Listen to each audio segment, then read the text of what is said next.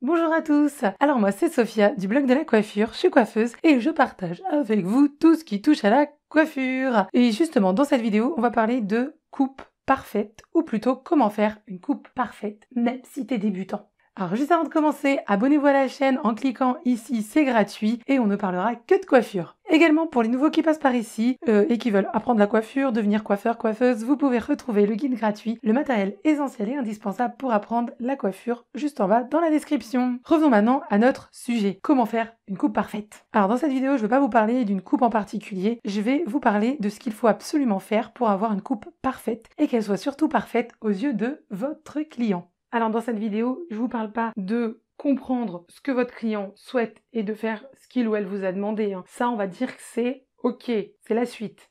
Alors déjà, qu'est-ce qu'une coupe parfaite?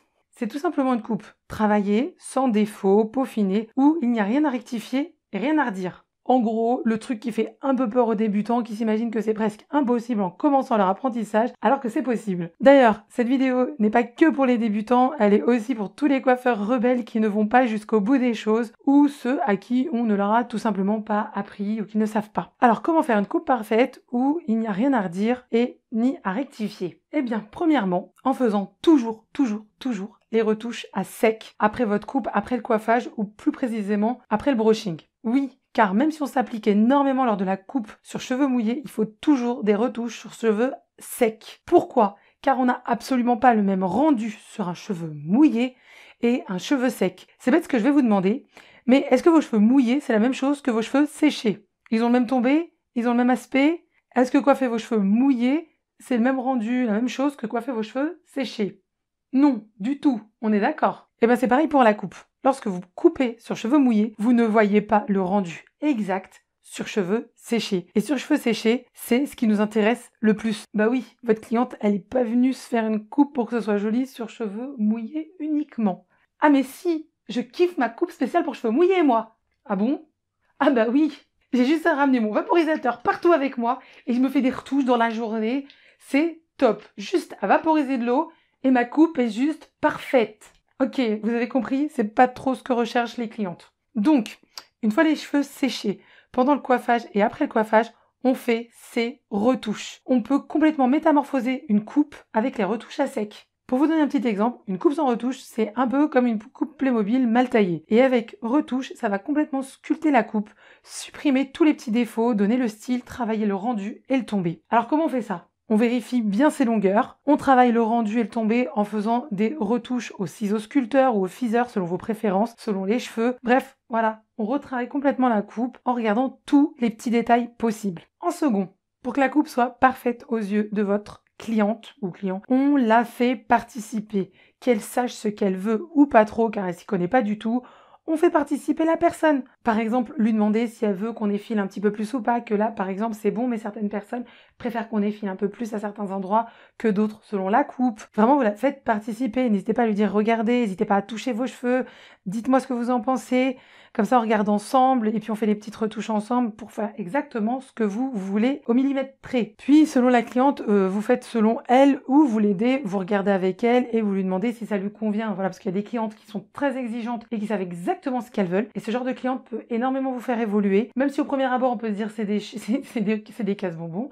Pas du tout. C'est ce genre de cliente qui va vous faire justement bien évoluer. Vous leur demandez et vous allez voir qu'elles savent exactement ce qu'elles veulent. Et si vous leur avez pas demandé, et en fin de compte, vous allez passer à côté du petit truc, elles vont rien vous dire, elles vont repartir. Elles sont juste saoulées, énervées, ou en tout cas elles viendront pas. Donc vraiment de demander à la cliente, voilà, une cliente qui ne va pas trop savoir, bah vous allez apprendre à la conseiller et vous allez quand même la faire participer. Et une cliente qui va savoir ce qu'elle veut justement, bah, sera contente d'être prise en compte. Quand vous vérifiez aussi vos mèches de chaque côté du visage, etc., faites participer. On va regarder ensemble si ça vous convient. 4 yeux, ça vaut mieux que 2. Enfin, des petites phrases comme ça qui fait qu'on regarde ensemble, etc. Du coup, même vous êtes moins stressé à vous dire attends, là, je suis en train de regarder si c'est bien droit des deux côtés. Alors que t'inquiète, hein, si toi tu l'as pas vu, la cliente, elle l'a déjà vu. Parce qu'elle, depuis tout à l'heure, elle fait que de se regarder dans le miroir et elle voit très bien les deux côtés. Donc, si vous avez pas vu une petite mèche à recouper, votre cliente, elle l'aura vu. Donc, ne jamais oublier les retouches, car même si vous les cachez au coiffage, votre cliente, elle verra les défauts en se recoiffant chez elle. et faites participer votre clientèle. Demandez-lui si tout est OK pour elle. Ainsi, elle confirme sa satisfaction et elle se sent sentie écoutée et prise en compte. Et non pas c'est fini, c'est bon parce que vous l'avez décidé et c'est tout. C'est pas pour vous, mais moi, avant d'être coiffeuse, j'ai été cliente de coiffeuse. Donc, en général, elle me demandait pas mon avis.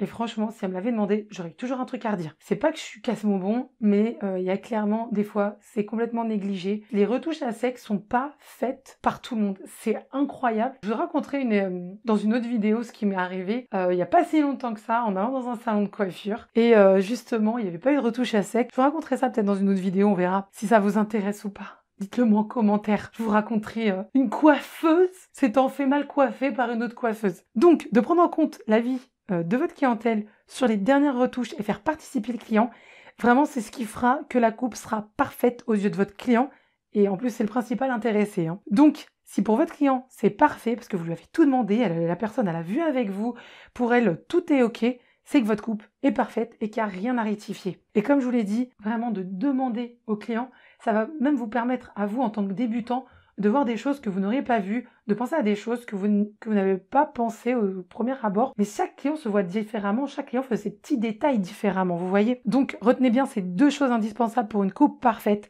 Et je vous assure, c'est vrai, les retouches à sec et la participation du client pour faire exactement ce qu'il souhaite. Et si tu regardes cette vidéo et que tu n'es pas dans la coiffure, mais que tu es une cliente, toi aussi, de coiffeur et de coiffeuse, et bien maintenant tu sais ce qu'il faut pour avoir ta coupe de cheveux que tu souhaites et parfaite à tes yeux. J'espère que cette vidéo vous aura plu. Si c'est le cas, lâchez-moi un petit pouce en l'air en bas, c'est pas cher. Je vous dis à bientôt pour une nouvelle vidéo. Ciao!